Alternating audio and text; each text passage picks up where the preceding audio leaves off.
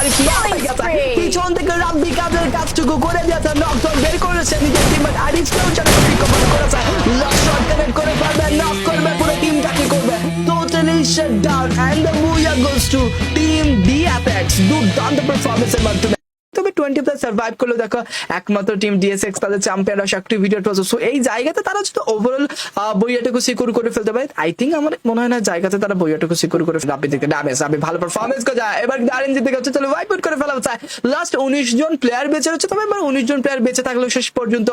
DSEX কি করবে, তবে এবার যেন বাকি দুইটা তার যুক্ত থাকলো, এবার যেন নিজেদের শর্ট প্লেয়ারে হামলা হয়েছে, তামিম নক হয়ে যেতে পারে সেখান থেকে। অলরেডি তামিম হেলথ অবস্থা খুব একটা ভালো নয়, তামিম হয়ে যাবে নক থেকে শেষ পর্যন্ত নিজেকে টোটালি কভার করে পিছন থেকে আক্রমণ, তামিম করেছে ড্যামেজ, তবে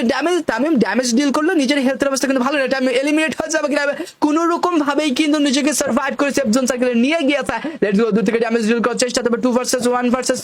1 ও হো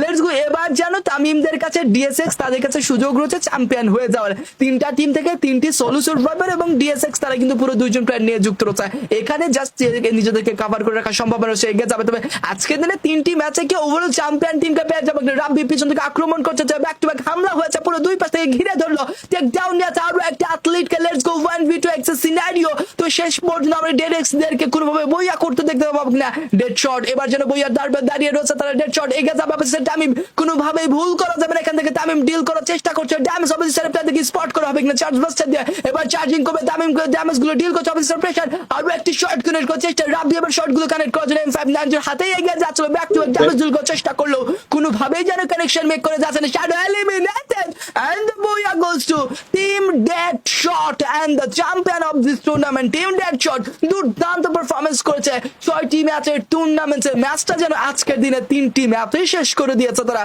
what outstanding performance by Deadshot, what outstanding performance, what outstanding team combination, what a booyah guys, top notch